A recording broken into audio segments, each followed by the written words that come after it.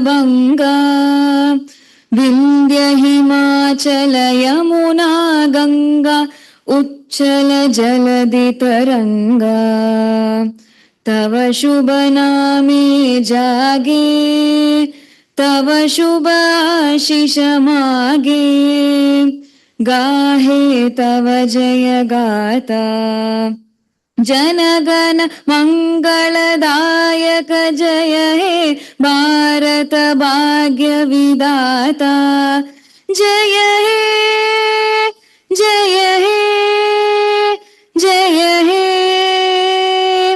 जय जय जय जय हे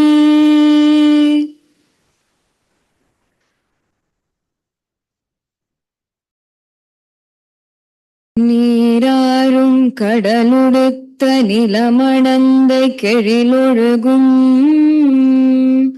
சீராரும் வதனமென திகழ்பரத கண்டமிதில் தெக்கணமும் அதில் சிறந்த திராவிடனல் திருநாடும்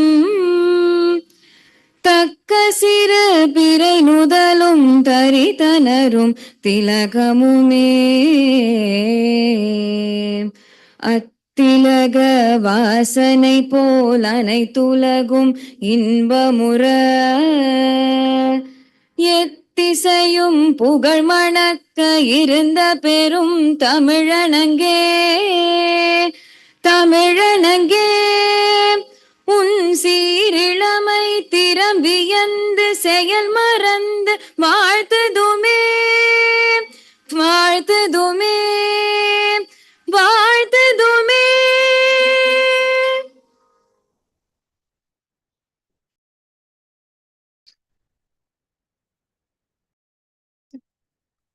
A very good evening to one and all present. We welcome you all to the launch of Vision 2035 and dedication of Anusandhan Kendra 3 and 4 by the Honorable Governor of Tamil Nadu. I request our Vice Chancellor, Professor S. Vaidya Subramaniam, to welcome the Veneral Assembly.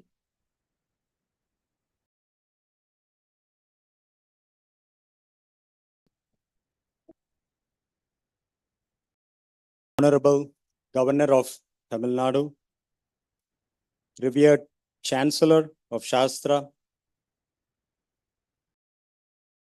full-time Director and CFO of Keynes Technology, faculty colleagues, special invitees, members from the district administration, friends from the print and the electronic media, student friends, and all those who are watching this event live online as well. A very good evening to all of you. I'm extremely happy to welcome the Honorable Governor to Shastra Deemed University on behalf of the management, on behalf of the staff, students, on behalf of the people of Tanjore, and on my personal behalf to this institution. And his visit at this point of time is so appropriate because it is a celebratory coincidence of confluencing timelines that the institution is witnessing at this point of time. 40 years of the institution as it started as Shanmuga College of Engineering in 1984, and 25 years of Shastra as a university as it became one in 2001, is this converging timeline that makes this event so appropriate. And when we ask the question ourselves, what could be a good platform to begin the celebration of this confluence?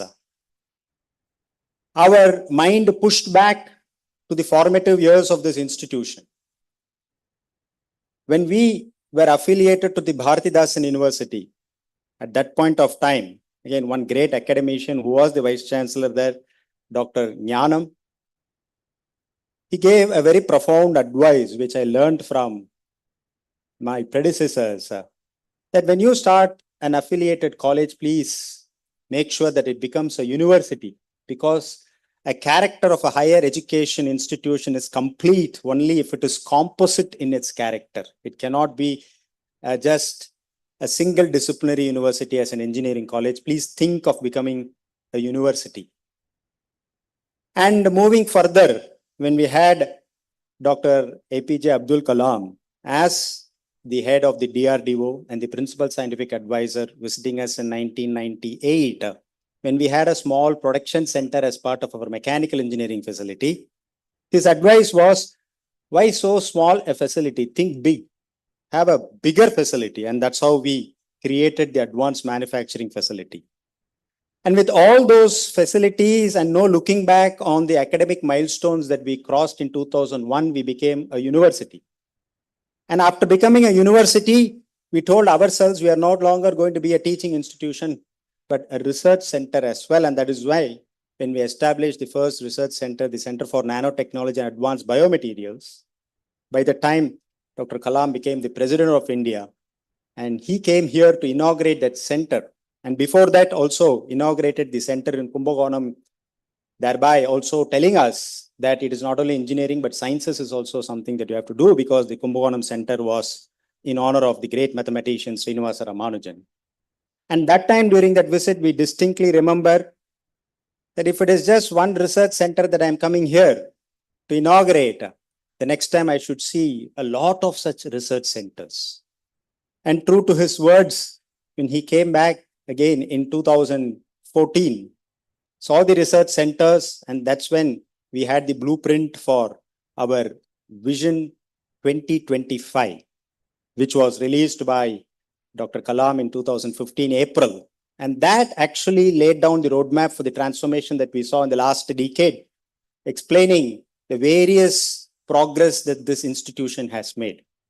The reason that I'm highlighting all of this at this point of time is that we had people of that stature to ask the right question to us, and we internalized ourselves into working teams to provide answers that can provide these progressive milestones for the institutions to proceed further. And now we are here at the crossroads of this confluence, year 2024 almost coming to a close. There is another question, but the person who has asked the question is different. It is our Honorable Prime Minister Narendra Modi ji who has asked the question that if we have to create Vikshit Bharat, what is going to be the role of higher education institutions? As somebody who has closely observed the evolution of higher education at the global level, having spent my time seeing a lot of literature, there is always this reference to Harvard, Stanford, Caltech, Oxford, Cambridge, despite the fact that we had our own centers of excellence in the past. Now, the question that we asked ourselves, if 10 years from now, history has to record the evolution of higher education at a global level, what will be the contribution of India in that type of a global landscape that is dedicated for higher education? And that is the larger question that we have to answer in the next 10 years that Sastra will be entering into, because that is the perfect pedestal for our institution when we celebrate our 50th year in 2035. It is with this backdrop, we formed a lot of working teams, made sure that the Vision 2035 document refreshes our past, realizes the status quo present, and reimagine the future as the institution progresses its march for the next 10 years. And I'm extremely happy that we have amidst us the Honorable Governor to release the Vision 2035 document, because we see in him an intellectual leader who has the capacity to also give words of wisdom that can build institutions of our type to achieve greater heights as we move forward. So, ladies and gentlemen, please put your hands together and welcome the Honorable Governor of Tamil Nadu.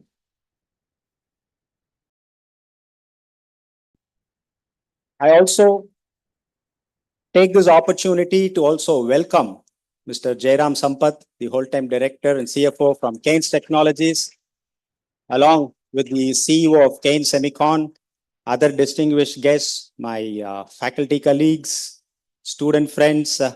I am extremely happy that I am welcoming you for this momentous occasion, which not only is going to lay down the roadmap for our institutional progress through the Sastra Vision 2035 document, but just before we entered this, all the Honorable Governor also dedicated those two amazing research facilities to the nation, thereby making that research quadrangle complete in terms of the multidisciplinary efforts that we are trying to put in place to make sure that this Sastra University is a composite university that offers high quality teaching, training, research, and consultancy, thereby enriching lives and livelihoods to learners from different parts of the geography that come into this remote village in Tanjore. With this background, I welcome all of you once again. Thank you very much.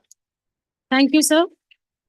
I now request our revered Chancellor, Professor R. Sethuraman, to felicitate the Honorable Governor of Tamil Nadu with a token of our gratitude.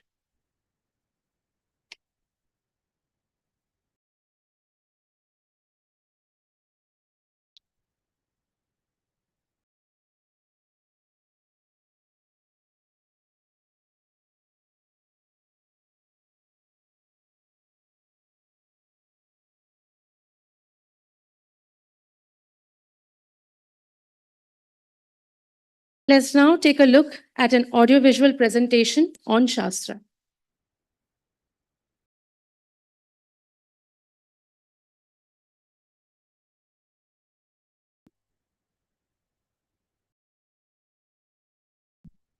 Also technologies that run engineering. Experience programs that equip you with the skills that matter in the real world.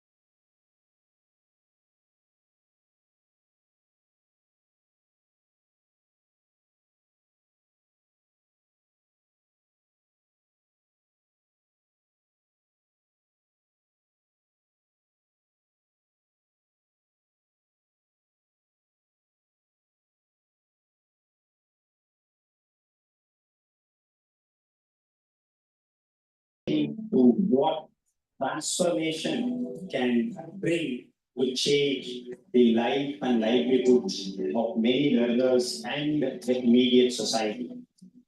The various milestones that the institution has achieved, beginning from the recognition from the Tamil Nadu state government, the approval from the All India Council for Technical Education, the accreditation from NBA, the first institution of this type to get accredited, then becoming an autonomous institution, then becoming a deemed university in 2001, establishing various research programs, research centers, new programs transcending engineering to also include management, law, sciences, humanities, education.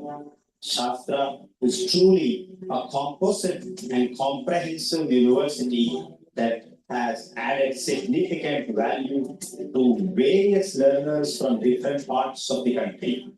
The contribution of Shastra in the teaching, learning, and research ecosystem has been phenomenal in the last 40 years, making it an institution that one should be proudly associated with.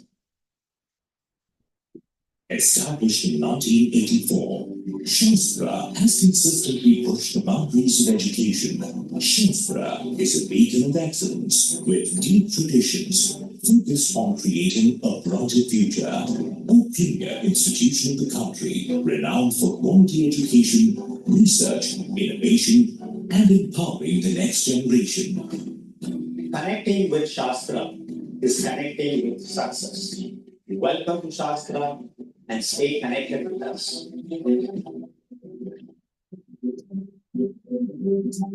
Sastra exceeds your expectations in every step of the way. From high-tech equipment to world-class faculty, be a part of unparalleled learning experience with a focus on holistic development and transformative educational environment. Sastra makes sure that you come out as an achiever. State-of-the-art infrastructure and modern facilities create an excellent learning environment.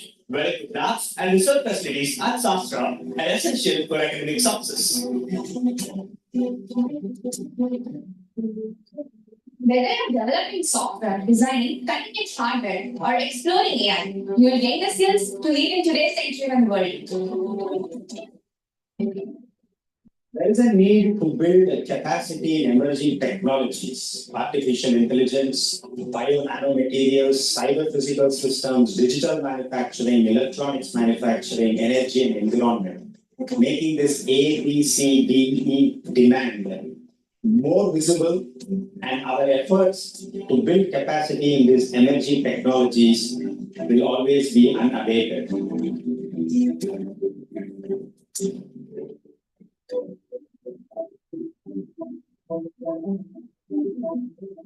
Sastra's focus on research and development has given me the opportunity to contribute to groundbreaking life projects and be at the forefront of technological advancements.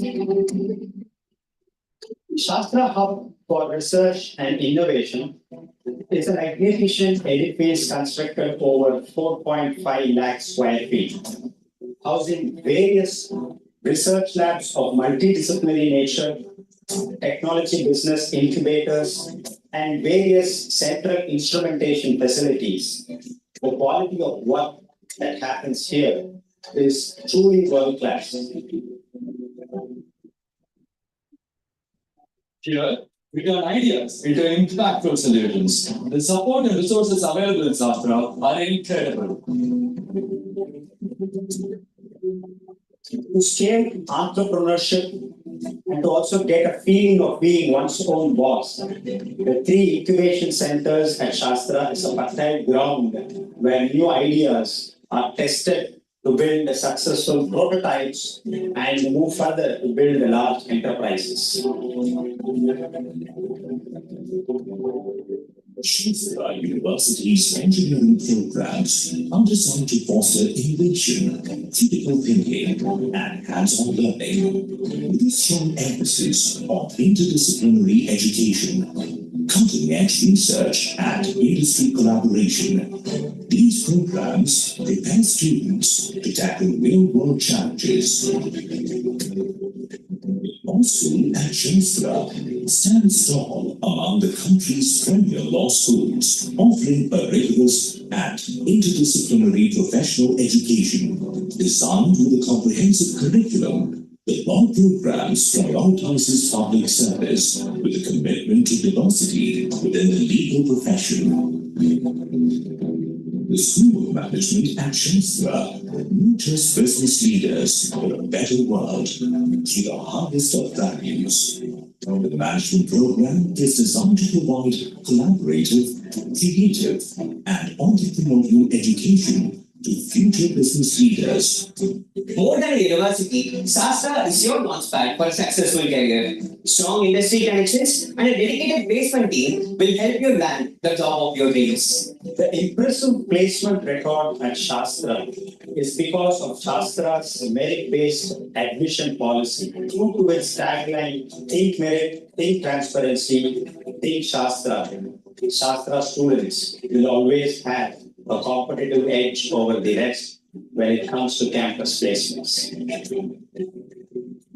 Student life at Sastra doesn't stop with academics. It goes beyond that. Life at hostel, the cultural activities, sports, the festive buzz in the campus, all this makes Shastra students' life very special.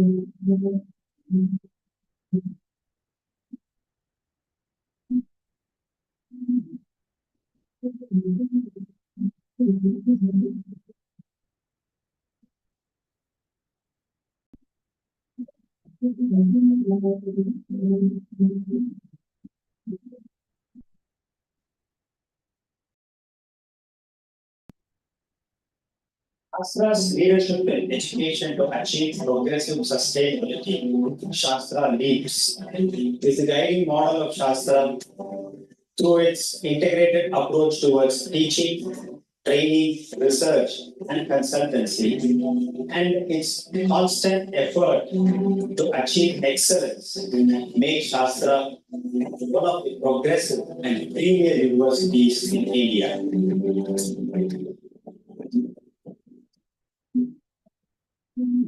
The 40 years of Shastra is a reason to celebrate. The next 10 years is for the institution to celebrate as we approach to 50 years of Shastra, which will be a significant landmark in the historical annals of this institution.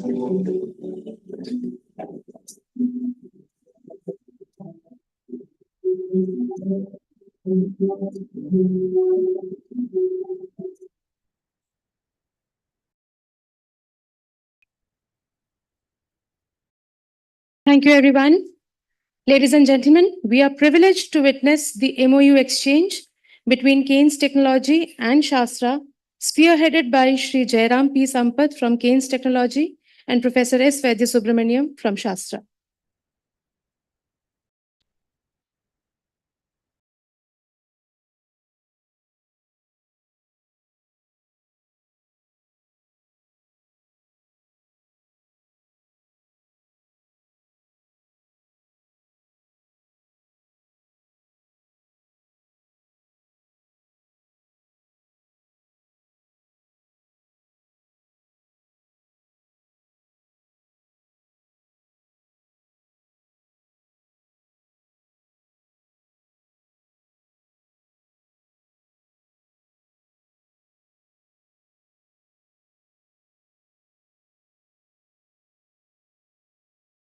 I now request Sri Jairam P. Sampath, Whole-time Director and CFO, Keynes Technology, to put forth the special address. Please, sir.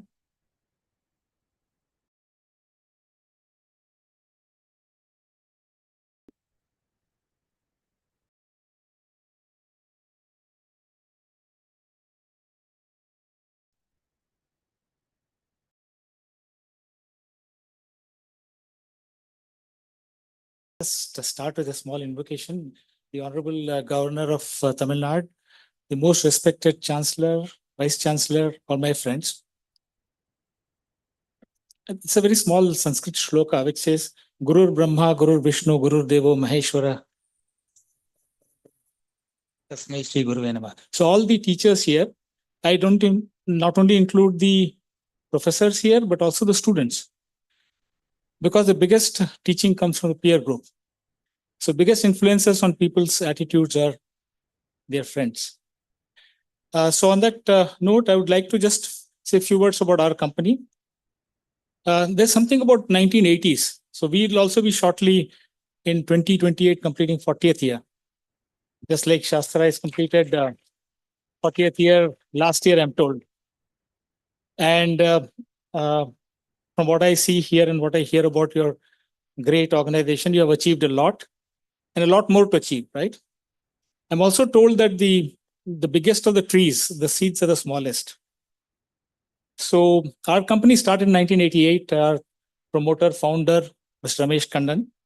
He came out of college just like most of you will get out of college some point in time.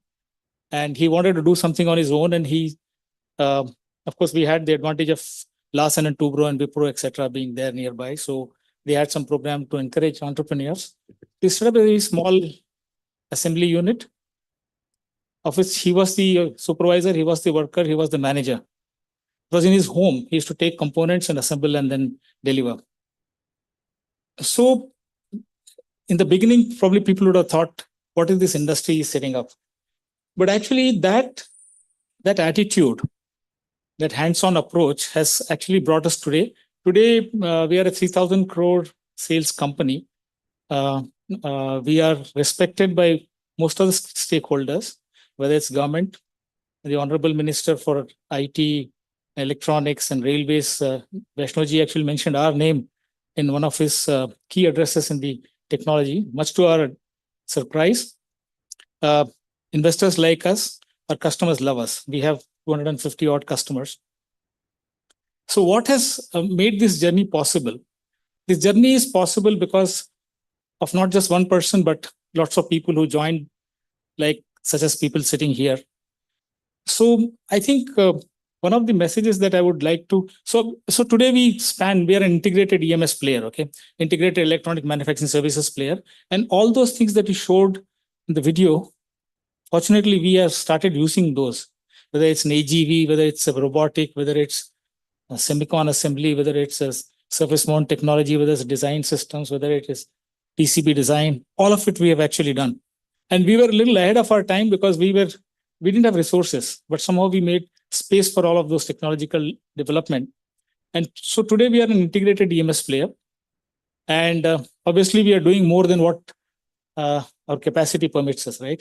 And that's how I think everybody in India should do.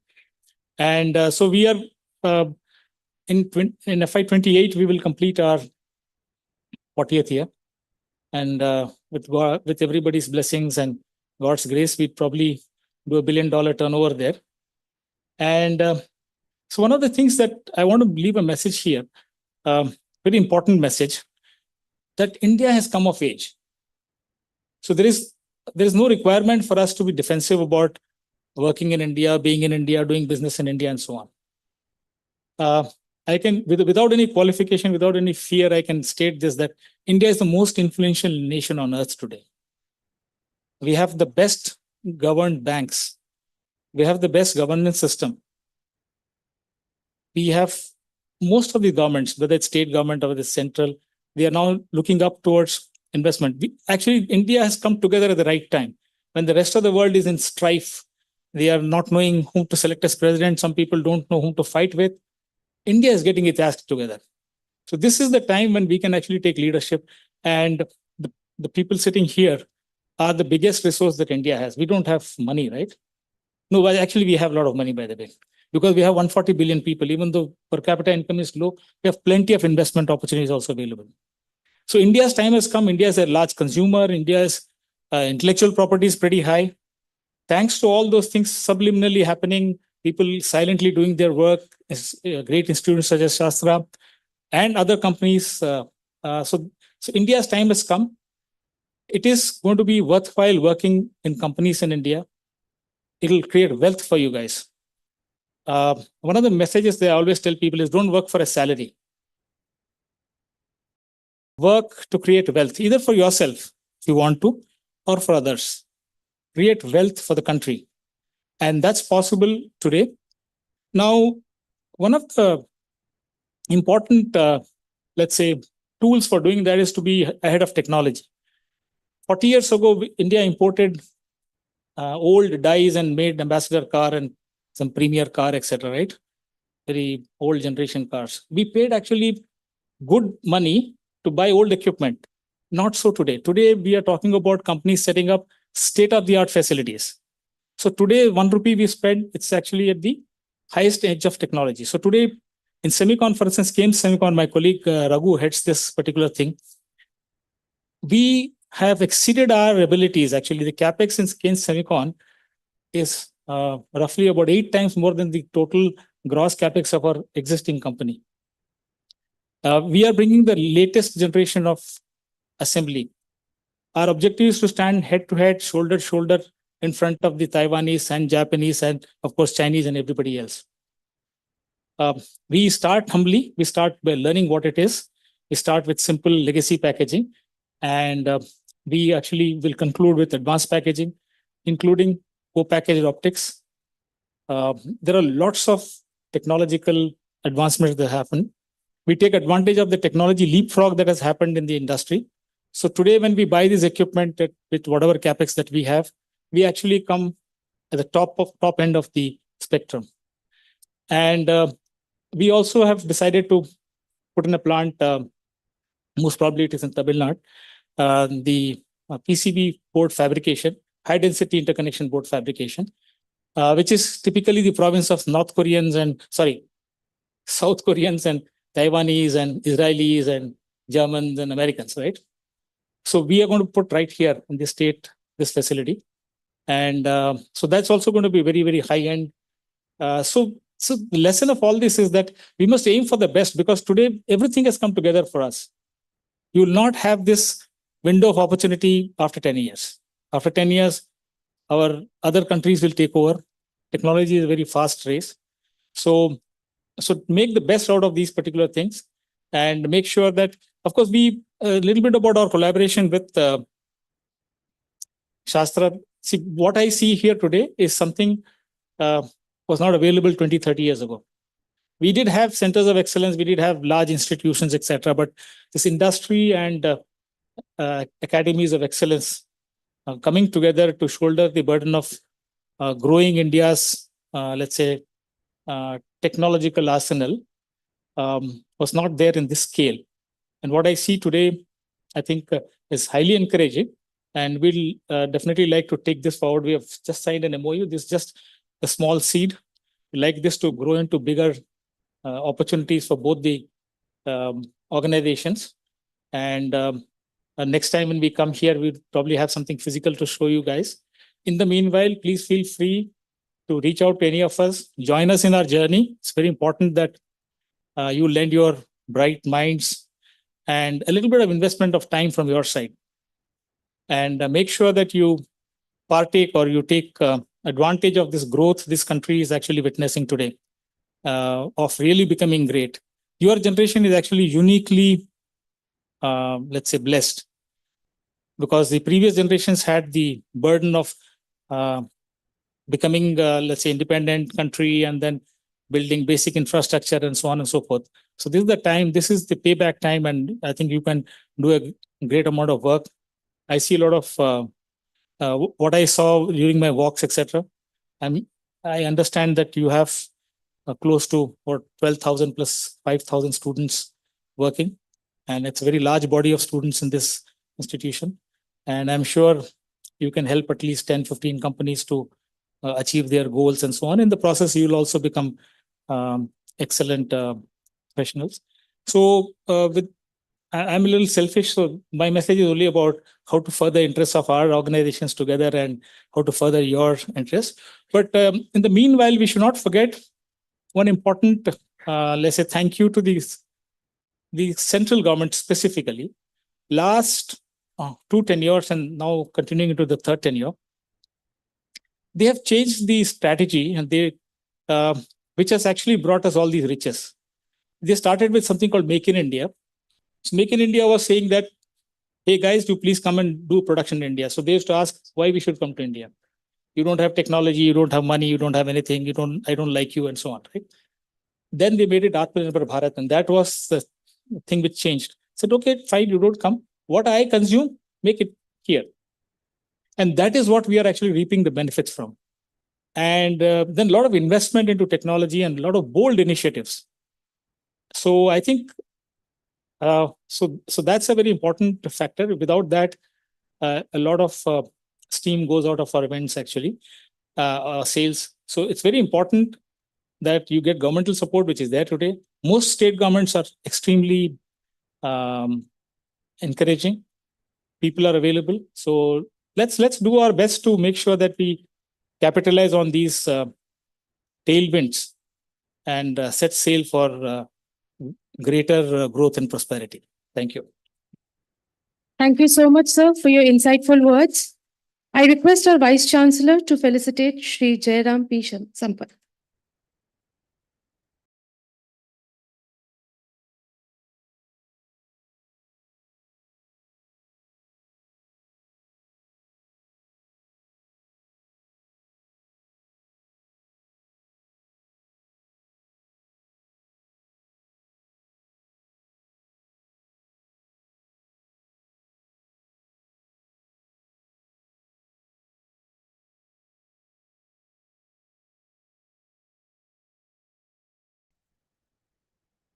Ladies and gentlemen, I'm extremely honored to request the Honorable Governor of Tamil Nadu to launch Shastra Vision 2035 and present copies to the dignitaries.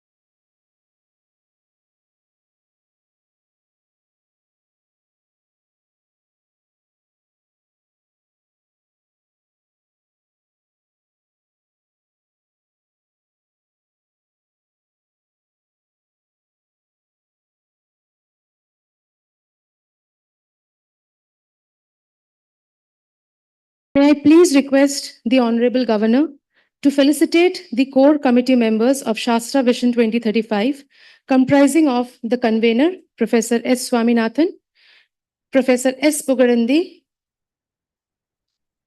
Professor K. S. Rajan, Professor K. Uma Maheshwari, Professor R. John Bosco Balaguru, Professor V. S. Shankar Sriram, and Dr. S. Anuradha.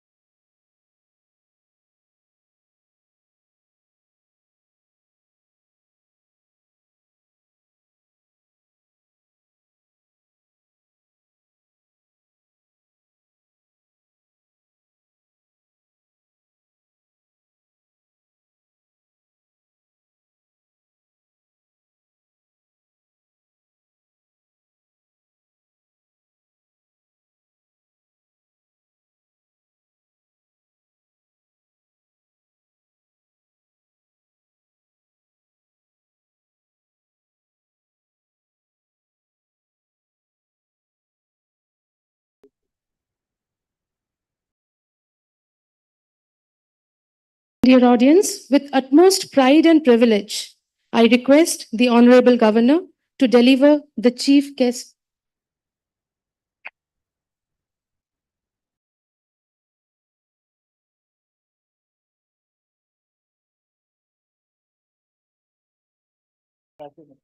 I apologize. May I now request with utmost pride and privilege our Honorable Governor to deliver the chief guest address.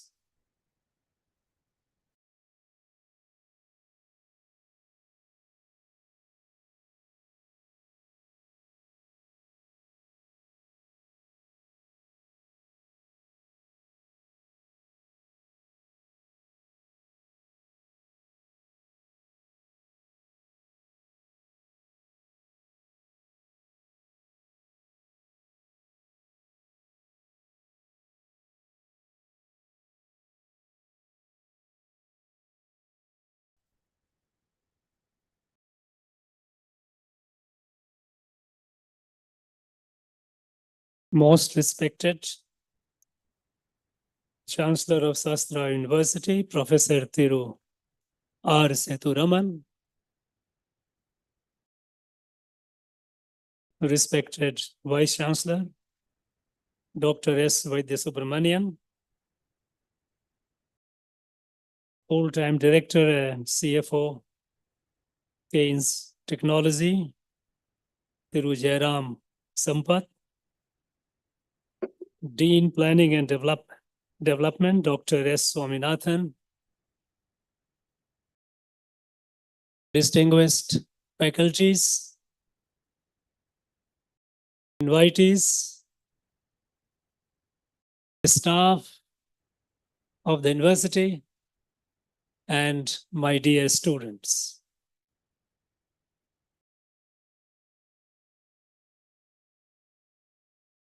When Dr. Vaidya Subramaniam, he invited me to come to this place, I was more than excited.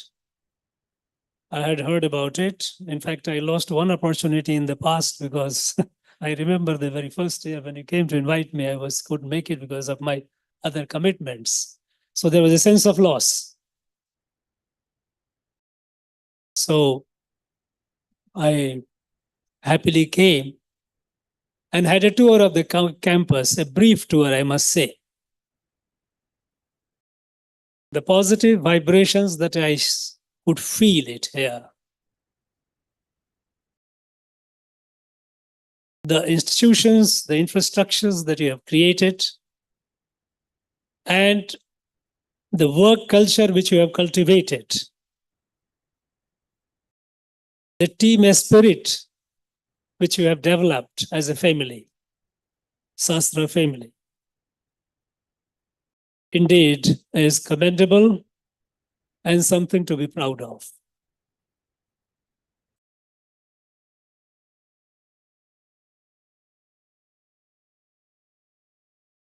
Having a brief visit to the facilities, research facilities,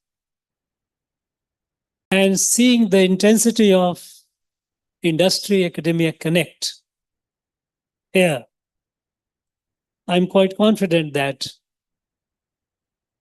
the Sastra will go a long way in building a new Bharat, new India.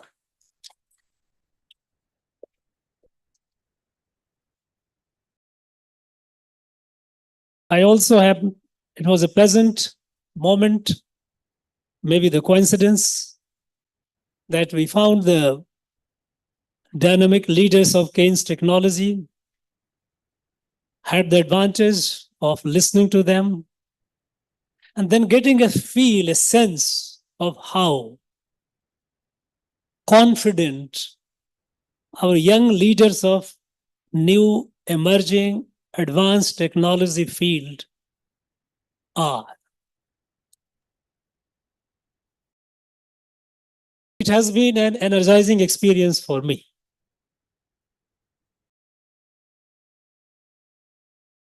The occasion today has been to release the vision document of this university for the next 10 years, what you wish to achieve in the coming one decade. I have gone through it. It's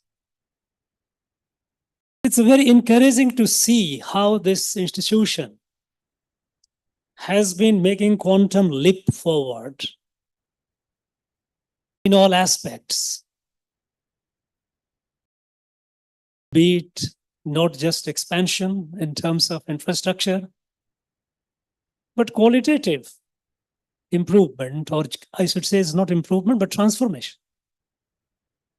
The intellectual property, you have made a quantum leap. Number of PhDs, you have gone up many times. Of course, your collaboration with industries have been something that other institutions should envy and be proud of. Friends, while I wish this university, these institutions, the very best, because we look upon this institution as one of the national assets to which the country will look forward for guidance, for the light, for the journey into the future. Here,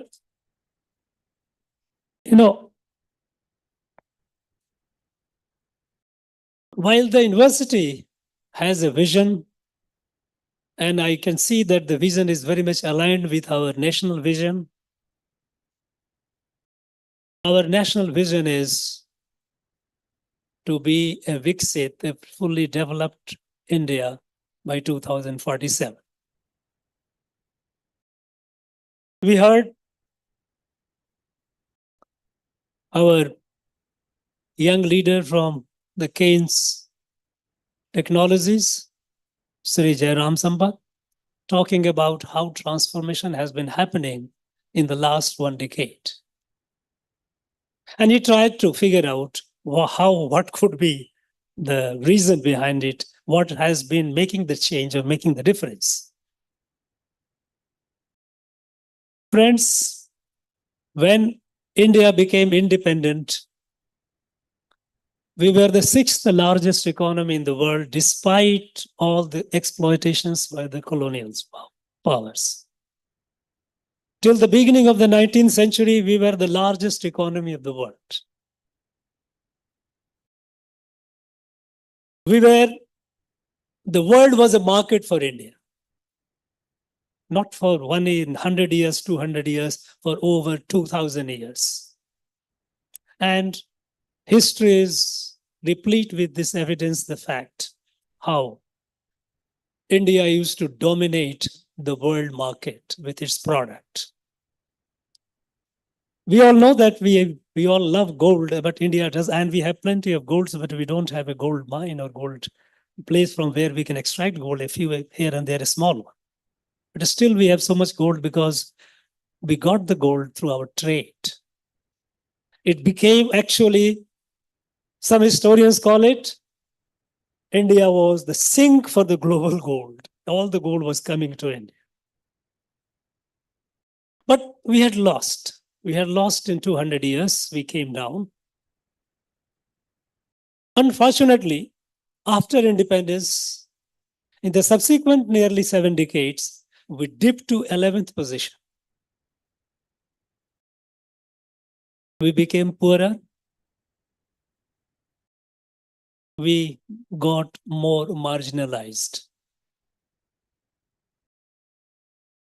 Not that the people didn't wish, those who were running the country, they didn't wish bad. They did, good. They did wish good for the country. But somehow the vision was missing. They looked at this country as assortment of people, different languages, different regions. Diversity was looked at differences, and we started building the country as if we are building a new country, forgetting the past, forgetting the inherent strength. If in last 10 years, if from the 11th economy we have come to the 5th largest, and the world acknowledges that in the next couple of years we will be the 3rd largest, the transformation has happened not because it is driven by the government, but it is by the vision of the national leadership. We have a leader today who looks at this country not in segments, not in compartments, not divided, not in terms of divisions, but as a family. This is how Bharat was. Bharat cannot be understood by the modern definition, political definition of a state. Because people ask you, tell me, who was the ruler who ruled the whole country? No, nobody. But Bharat has never been a rural-centric Rashtra or a nation. It has been society-centric. There have been numerous kings, emperors, and often at war with each other. Well, I may not say often, but at times at war with each other. But yet, there was something inherent,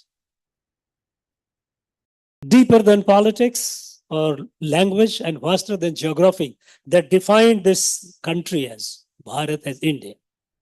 The oneness at the level of people. And it was this oneness that the British had realized. And at the very beginning of colonization, and they tried to destroy that oneness by destroying our sense of self and destroying the institutions that kept us together. And after they left, we continued with the colonial vision of this country. You know, Churchill is known to have said, India is a geographic expression. Like equator, you cut it into 1,000 pieces, doesn't make a difference. And that is the vision we inherited.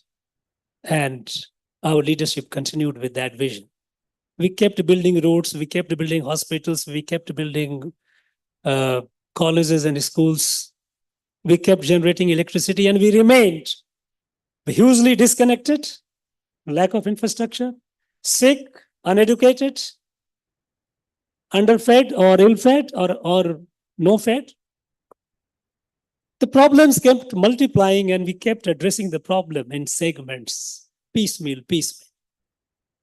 Your piecemeal approach to solve the problem was, it happens because when you do not look at as a country, as a family, when you have a large family, suppose some people fall sick, can you decide that no, I will provide medicines to so and not to the other?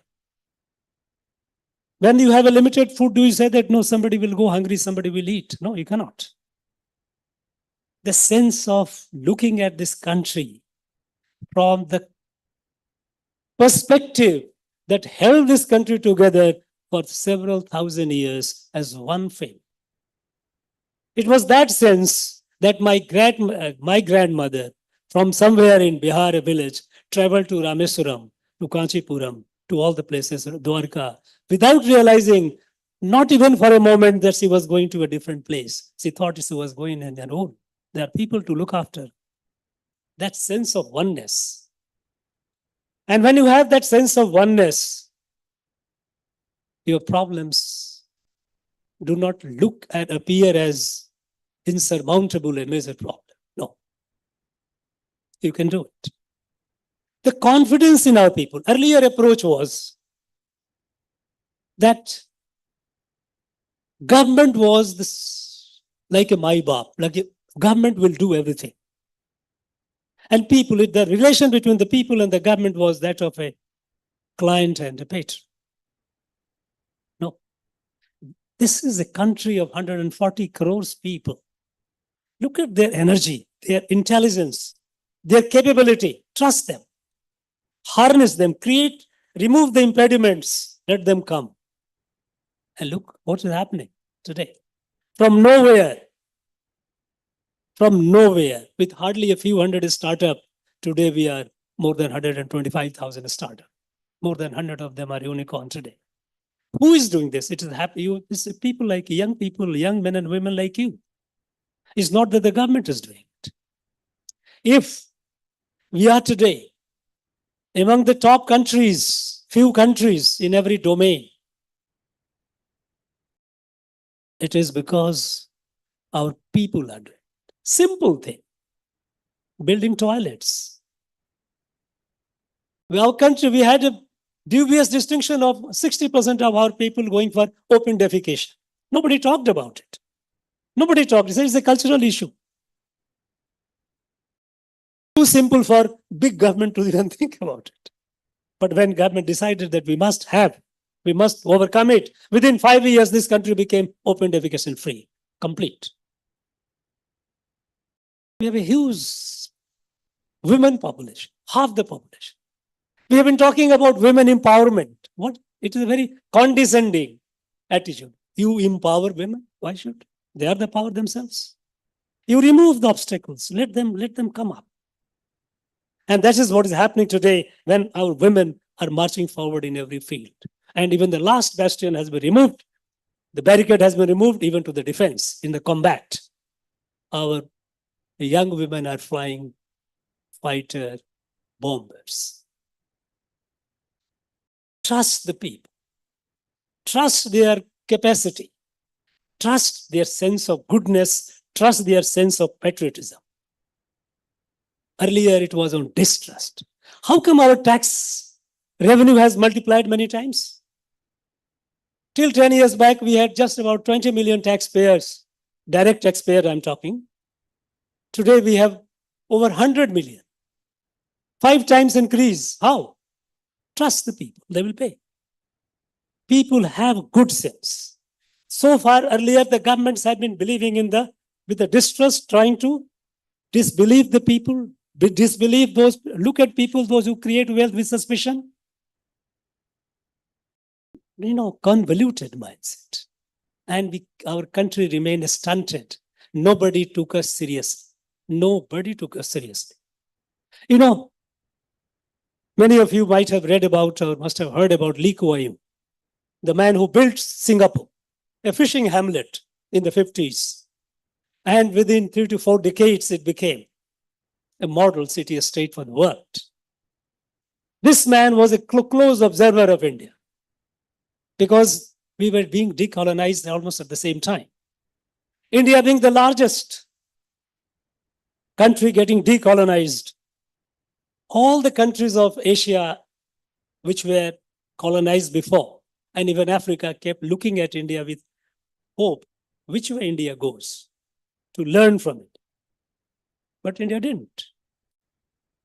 Lee Kuan Yew, a close observer of India, when there was a time when emergency was imposed on this country, he came and met the Prime Minister, then Prime Minister, thinking that here is a strong, bold Prime Minister who can take decision, can impose emergency on a country like India, can take bold economic decision as well.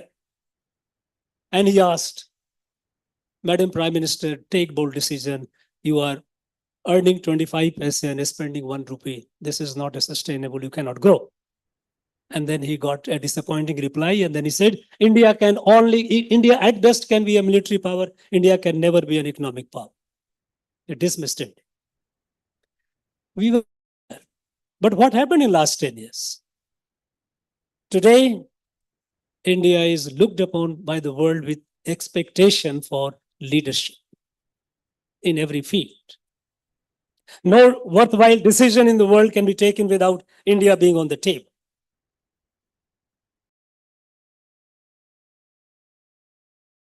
And this marching forward India has a vision that in the next 2.5 decades, we must be a fully developed country, Viksit Bharat. And it is our duty, institutions and individuals, and a Sastra institution included, and all the individual students included, faculty included. Our vision must be aligned with the national vision.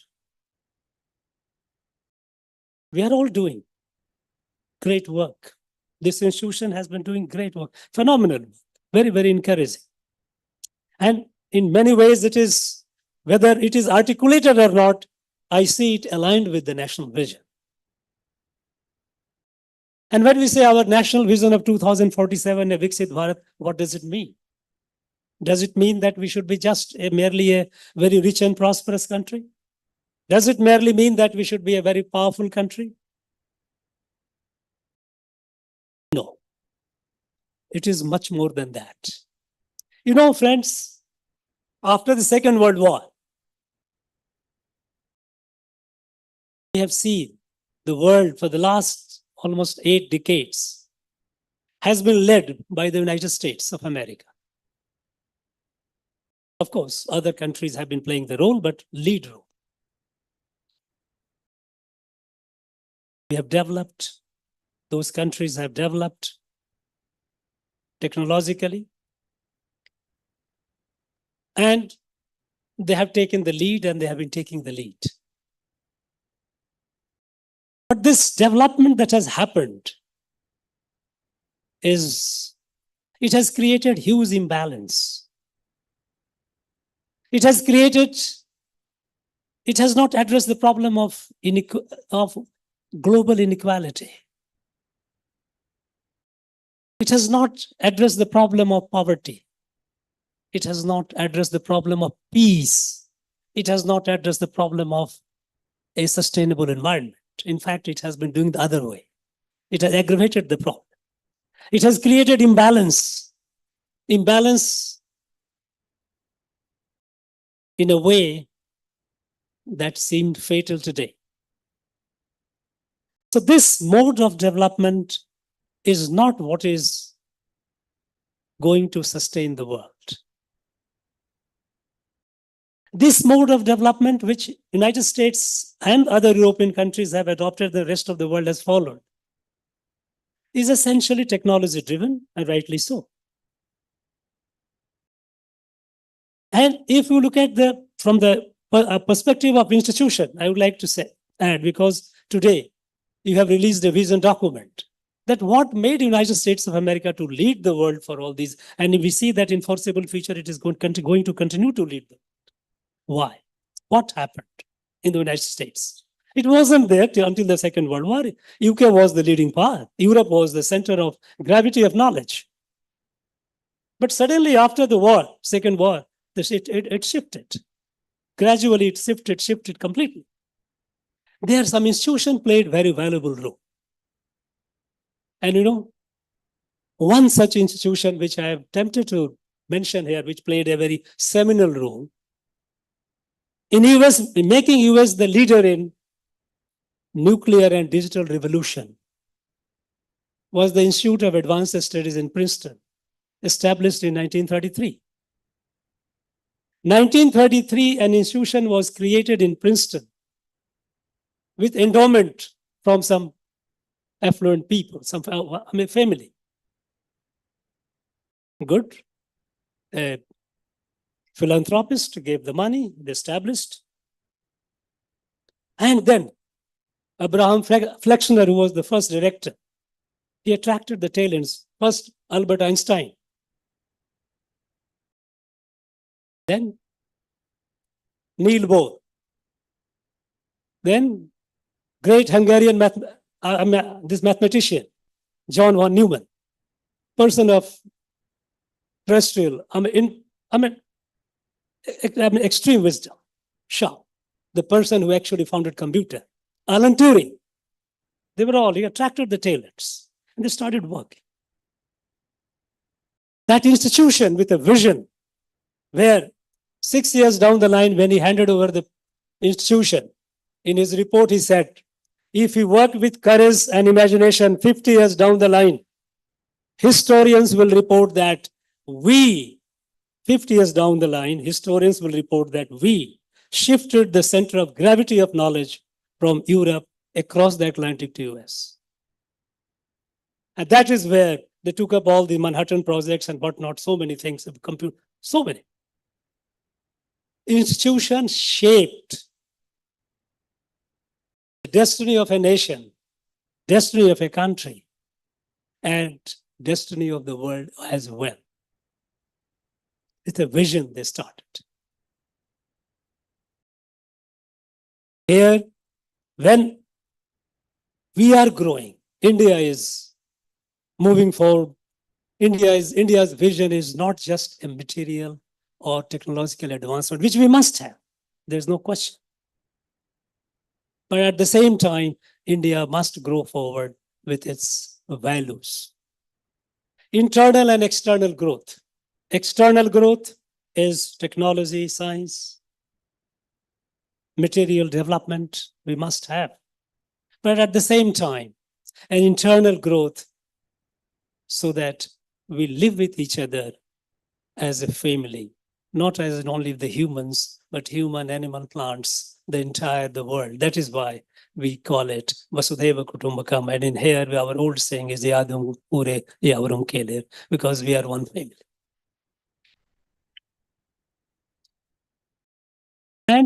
And India is walking the talk. Take the case in the past, COVID. When COVID struck the world, and nobody knew the nature of the beast first, and subsequently when some advanced countries developed the vaccines, expectation was that since this virus did not spare anyone, there would be manifestation of inherent compassion among human beings, and they would share the vaccines with the less privileged, with the poor people. It didn't happen. It became an opportunity for making more money. Thanks to our scientists, when our scientists made the vaccine, we shared the vaccines with over 150 countries in the world. This is India walking the talk.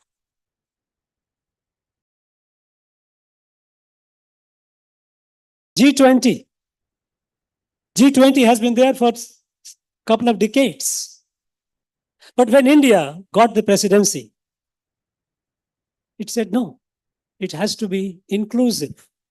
The whole African Union was nowhere. Why? Such a mass of humanity. Because they are poor? Because they are deprived? Should they be away? No, this is not possible. This is not acceptable. We have to create an inclusive and equitable world and sustainable world. It is only possible when we take everyone. This has been our received wisdom for millennia. And so African Union was made. the member of G20. Again, here is a case where India is walking the talk. Take the case of conflict in the world. We have wars across. The prevailing position of the country was either you are this side or that side or neutral. India gave the fourth way. No. India is not neutral. India is on the side of the peace. And we do not accept violence as an instrument or as a means of, or a war as a means of resolving a conflict. It has to be on the table.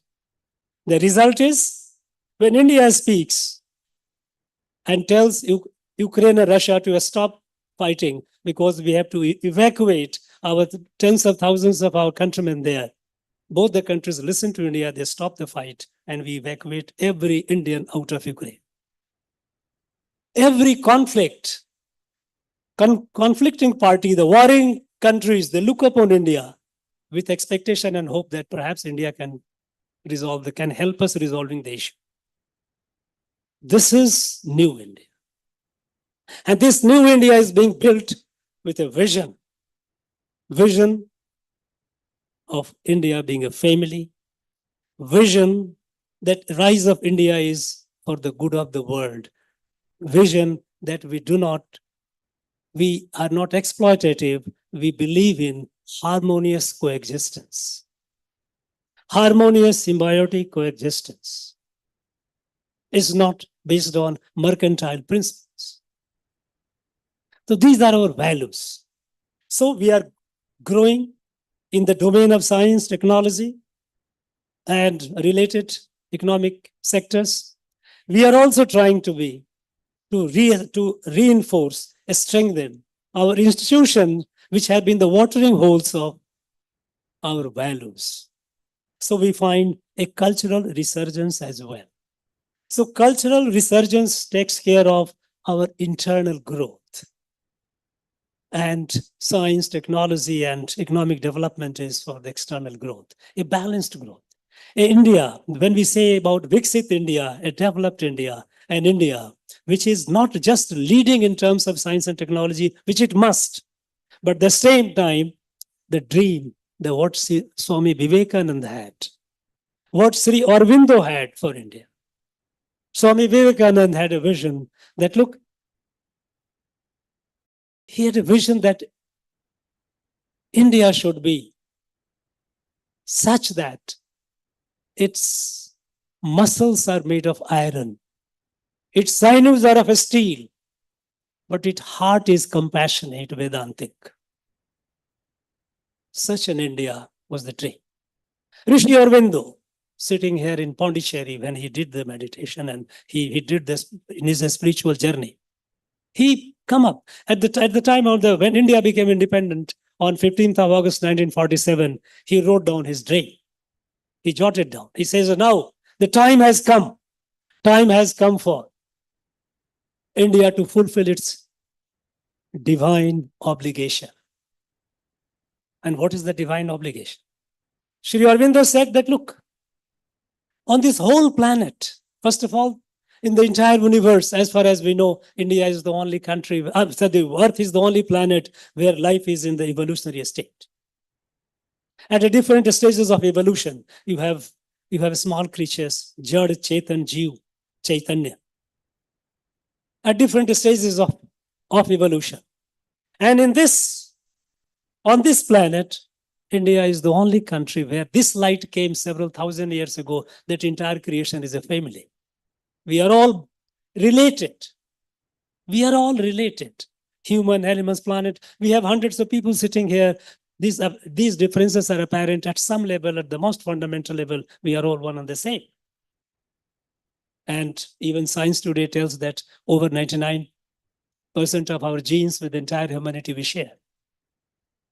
We share our genes with everything, with plantain. They say about 60% of the genes we share with the bananas. We are all part of a family.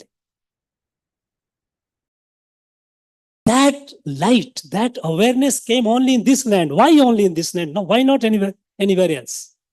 And then Sri Aurobindo said it was divine. It was a divine wish for India to spread this light to the rest of the world. And that is why when G20 came, India's stated the motto for the G20 is Vasudhaiva Kutumbakam, what we call in family, what we say, one earth, one family, one future. When we say one earth, it's not only human beings, it's the human, animal, plants, everything. Birds and bees included. This light, this vision has to be spread for the good of the world. When we say a Viksit Bharat by 2047, India must be in a position. This wisdom was there with us for long. But the wisdom to be spread, you must have the strength as well. So you must just internal strength is not enough. You must be externally also strength. You must be strong. And that is the responsibility that we all have. Friends, today we are at a time when we see the changes happening. We are talking about the future, and that is what the vision is all about. But you know, the future belongs to those who create the future, who shape the future. Otherwise, for the others, it is only catching up. You will keep catching. When we see the future, we see in the field of science and technology, the way it is transforming, the advanced technologies, whether it is a generative AI, whether it is synthetic biology, whether it is a nanorobotics, all the fields, the way it is going to transform. Now, there are works going on from the nano to pico, 1 into 10 to the power minus 12. Look at the stage we are going to the subatomic level with that precision. And imagine when you have the nanobots around, what all things can happen.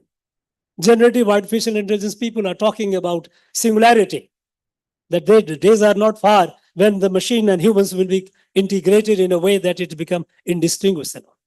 They're trying to expand the cortex, that most advanced part of your brain where you do the sophisticated calculations.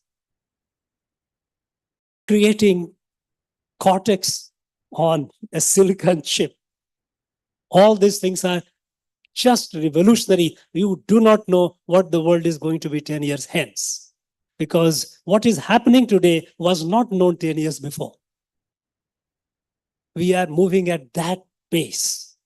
And in this space, if we have to be where we wish to be, I think we have to be conscious of that uncertain future where it is. And to begin with, these are the areas where the rest of the world is moving. When I say rest of the world, advanced countries of the world is moving. We have to be conscious and we have to devote ourselves on those areas. We have a problem of meeting the needs of our people. Yes, we must solve the problems. But at least at the same time, while we are solving the people's problem, the day-to-day problem, which must be our priority. But at the same time, there must be a corner. And I would urge Sastra to have a corner like Institute of Advanced Studies where you have a basic science research. Because I heard Sri Jairam Sampath saying that 10 years, we have a 10 years window and thereafter we might be overtaken, we might lose it. Of course, I agree that we do not have a day to waste. But I don't believe that we have just 10 years window. We have no time to waste. We have no time to say idle way. We have plenty of time, no?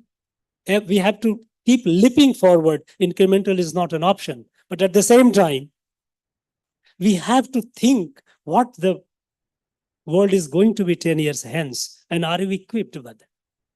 If we are not equipped for that, then we will always be lagging behind. And we cannot be equipped unless we also invest something in basic science research. So basic science research also must be a part. And I think this is an institution of promise. Because I can see that this institution is not like any other institution. It stands apart. It stands apart in its vision, in its culture, entire ecosystem here. And so one also has an expectation that you will also have a corner for basic science research where they should also develop, keep working on the frontiers of science, pushing the frontier behind. That should be the part of the vision as well. I have no doubt that Sastra has many heights to conquer, and it will conquer with flying colors, because it has all the right ingredients together. And I urge the students, those who are privileged to be studying, learning at such a center, each one of you must bear in your mind, each one of you, that you are a national asset as well. It is not just you, it is not just your family. Of course, you and your family are core, but you are much more than that. Each one of you, bear in mind. And I ask you to keep a question in your mind, answer to which you should seek with you from yourself on the 15th August 2047, when India celebrates the centenary of her independence. Each one of you, what did I do to make this nation great? What was my contribution to make this country great? The answer to this question will give the meaning and purpose to your life. Think of that. Keep that in mind. Never have a small dream. You will never be larger than your dream. Be sure about it. An institution will not grow beyond its vision. If your dreams are small, you will remain stunted. We heard previous speaker talking about it's like from institution going from a seed to a tree. Each one of you are like the seeds of a banyan tree. I don't know how many of you have seen nowadays people in there. We are so much detached that we have not seen the banyan tree. You see the banyan, a small tiny seed, and in that seed is hidden a mammoth tree. Each one of you are that.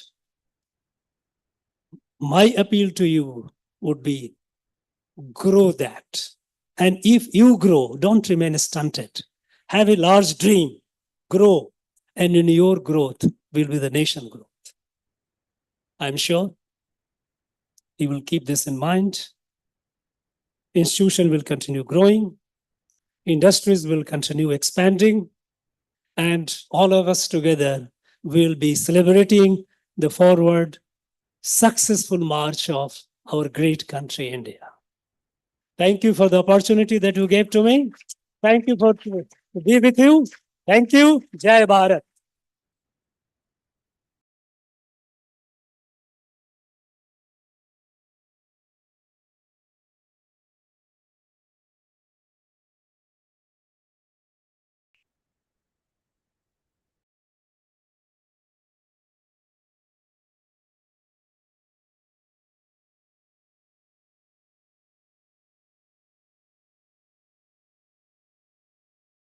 Thank you so much, sir, for inspiring us with your words of wisdom.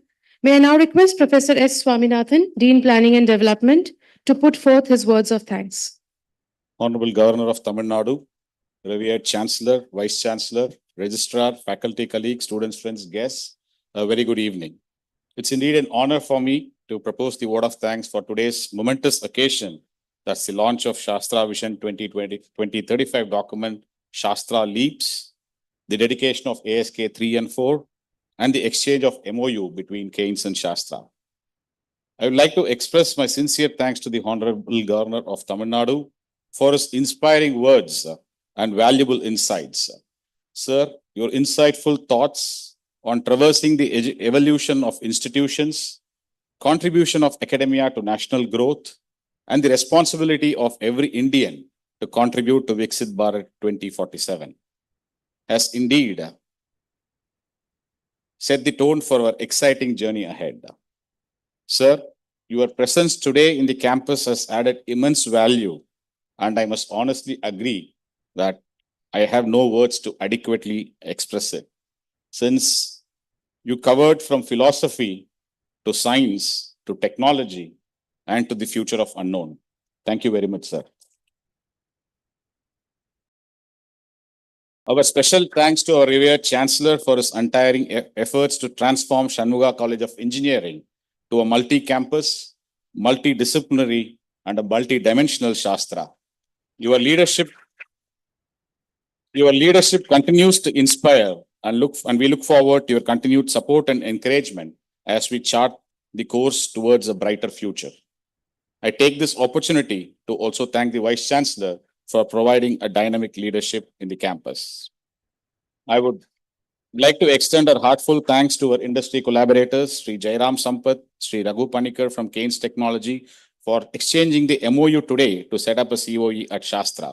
And we truly appreciate your commitment to fostering the industry academic collaboration, which will provide all learners with incredible opportunities for growth and learning.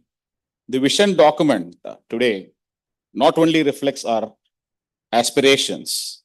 True to its name, Shanmuga, the vision document is also built on 6 foundational objectives and built with 8 thematic pillars, which are catalyzed by 32 enablers to trigger 128 empowering initiatives to deliver 64 elevated outcomes, and all in the power of 2. Sir, I can assure you on behalf of all the stakeholders of Shastra that this is just not a vision document book. Shastra Vision 2035 will be a living document, since it is a collective reflection of all the aspirations of every Shastraite to pave way for a transformative growth.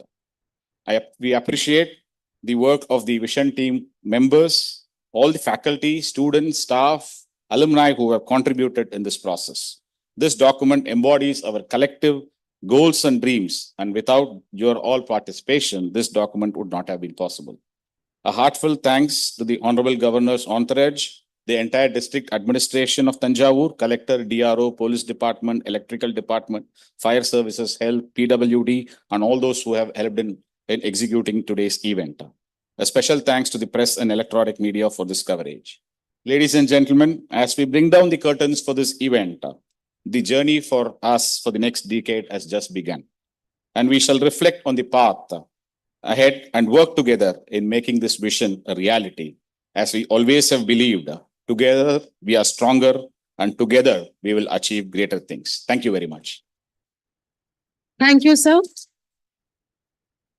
May I now request all of you to kindly rise for the national anthem. जनगण मनातिनायक जय हे भारत भाग्य विदाता पंजाब सिंध गुजरात मराठा द्राविड उत्कल बंगा विंध्य हिमाचल यमुना गंगा उच्चल जलधि तरंगा तव शुभ नामे जागे तव शुभ आशीष मागे गाहे तव जय गाता जनगण मंगलदायक जय हे भारत भाग्य विधाता जय हे जय हे जय हे जय जय जय जय हे